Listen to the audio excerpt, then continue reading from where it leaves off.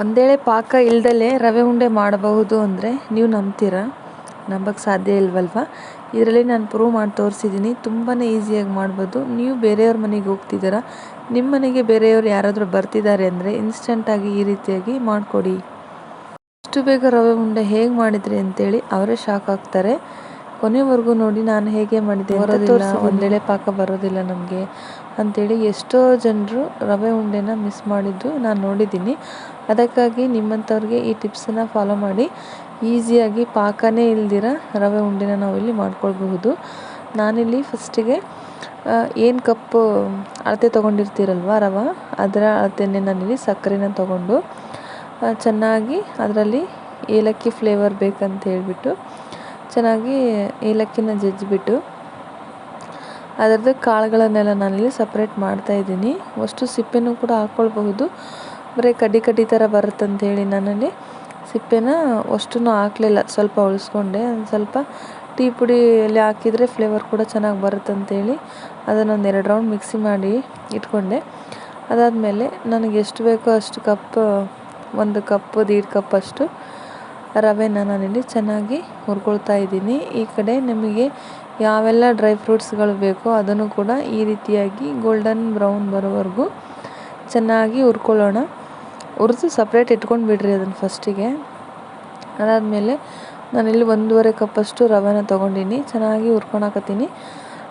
ಎಲ್ಲಿವರೆಗೂ ಹುರ್ಕೋಬೇಕಂದ್ರೆ ರವೆ ಬಾಯಲ್ಲಿ ಇಟ್ಕೊಂಡ್ರೆ ಚಕ್ಲಿ ಯಾವ ರೀತಿ ಕರ್ಮ್ ಅಂತ ಸೌಂಡ್ ಬರುತ್ತಲ್ವ, ಹಗುರವಾಗಿ ಆ ರೀತಿಯಾಗಿ ತಿಂದರೆ ಅಷ್ಟು ಕ್ರಿಸ್ಪಿ ಬರಬೇಕು ಮತ್ತು ಹಗುರ ಬರಬೇಕು ರವೆ. ಅಲ್ಲಿ ತನಕ ಚೆಂದಾಗಿ ಹುರ್ಕೊಳ್ಬೇಕು.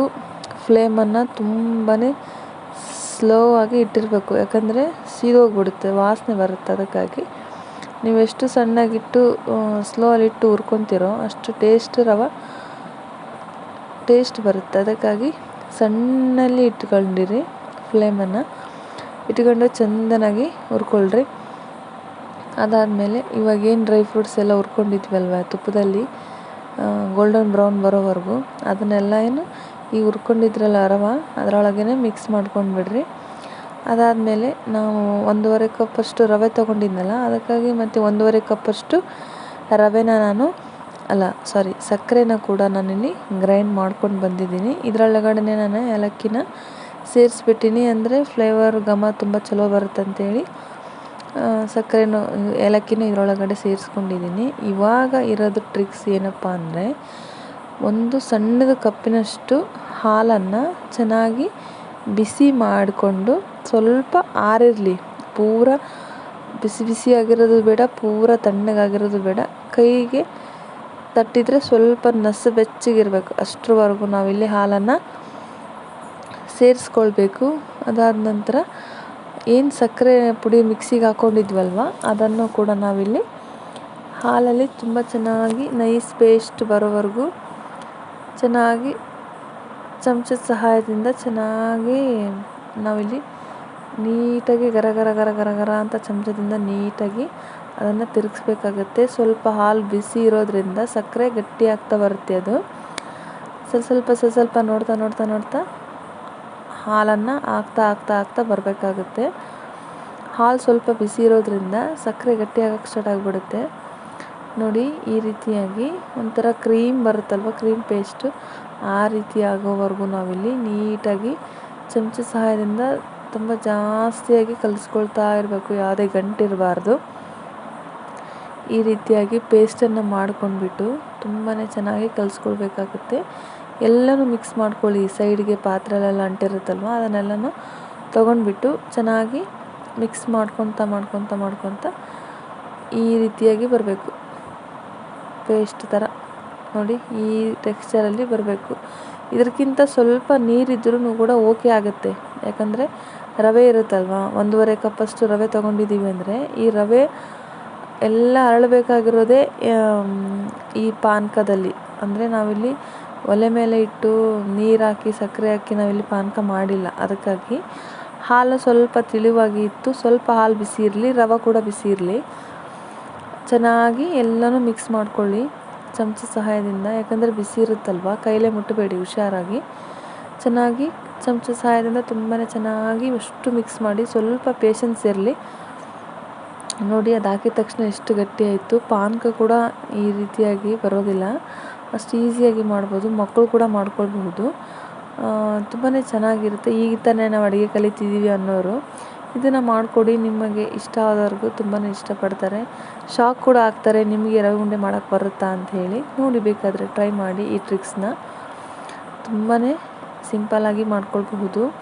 ಯಾರಾದರೂ ಮನೆಗೆ ಬರ್ತಾರೆ ಅಂದರೆ ಇನ್ಸ್ಟೆಂಟಾಗಿ ಮಾಡ್ಬೋದು. ಯಾರಾದರೂ ಊರಿಗೆ ಹೋಗ್ತಿದ್ದಾರೆ ಅಂದರೆ ಕೂಡ ಇನ್ಸ್ಟೆಂಟಾಗಿ ಮಾಡಿ ಇದನ್ನು ನಾವು ಕಟ್ಬೋದು. ನೋಡಿ ಇಷ್ಟು ಬಿಸಿ ಇದೆ, ಸ್ವಲ್ಪ ಕಟ್ಟೋಕ್ಕೆ ಬರುತ್ತಾ ಅಂತೇಳಿ ಟೆಕ್ಸ್ಚರ್ ನೋಡ್ಕೊಳ್ಳಿ. ನಿಮಗೆ ಅದಾಗಲೇ ಕಟ್ಟೋಕ್ಕೆ ಬಂತು ಅಂದರೆ ಜಾಸ್ತಿ ಹಾಲನ್ನು ಹಾಕೋದು ಬೇಕಾಗಿಲ್ಲ.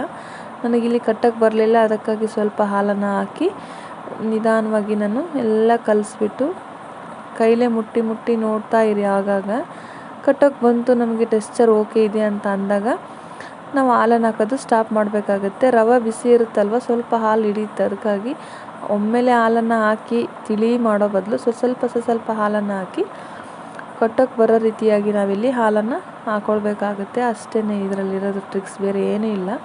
ಒಂದೇಳೆ ಪಾಕ ನೋಡಬೇಕು, ಇನ್ನೊಬ್ಬರನ್ನ ಕರಿಬೇಕು ಅನ್ನೋ ಗೋಜೆ ಇಲ್ಲ. ಈಸಿಯಾಗಿ ನಾವು ಮನೆಯಲ್ಲೇ ಮಾಡ್ಕೊಳ್ಬಹುದು. ಈ ನಾನು ಹೇಳ್ಕೊಡೋ ರೀತಿಯಾಗಿ ರವೆ ಉಂಡೆ ಮಾಡಿ ನೋಡಿ, ತುಂಬಾ ಈಸಿಯಾಗಿ ಬರುತ್ತೆ.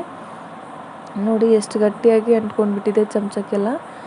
ಪಾನಕ ಮಾಡಿದರೂ ಕೂಡ ಸೇಮ್ ಇದೇ ರೀತಿಯಾಗಿ ಬರುತ್ತೆ. ಬಟ್ ಅದು ಫಾಸ್ಟಾಗಿ ಬರುತ್ತೆ. ಅದನ್ನು ಸ್ವಲ್ಪ ತಲೆನೋವು ಜಾಸ್ತಿ. ಇದಕ್ಕೇನು ಎಷ್ಟು ಟೆನ್ಷನ್ ಇಲ್ಲ. ಜಸ್ಟ್ ನಾವು ಬಿಸಿ ಮಾಡಿ ಹಾಲನ್ನು ಸಕ್ಕರೆ ಪುಡಿಯಲ್ಲಿ ಹಾಕಿ ಚೆನ್ನಾಗಿ ಟೆಕ್ಸ್ಚರ್ ಮಾಡಿಬಿಟ್ರೆ ಈಸಿಯಾಗಿ ರವೆ ಉಂಡೆ ನಾವು ಮಾಡ್ಕೊಳ್ಬಹುದು. ನೋಡಿ ನಾನು ಯಾವ ರೀತಿಯಾಗಿ ಮಾಡ್ಕೊಂಡಿದ್ದೀನಿ ಅಂತ. ಇಷ್ಟು ರವೆ ಉಂಡೆ ಕಟ್ಟೋಕ್ಕೆ ಬರೋವರೆಗೂ ನಾವು ಚೆನ್ನಾಗಿ ಚಮಚ ಸಹಾಯದಿಂದ ಕಲಿಸ್ಕೊಳ್ಬೇಕು. ಹಾಲು ಮತ್ತು ರವೆನ ಬಿಸಿಯಾಗಿರೋ ಥರ ನೋಡ್ಕೊಳ್ಬೇಕು. ಅಂದಾಗ ಮಾತ್ರ ರವೆ ಉಂಡೆ ನೀಟಾಗಿ ಕಟ್ಟೋಕ್ಕೆ ಬರುತ್ತೆ.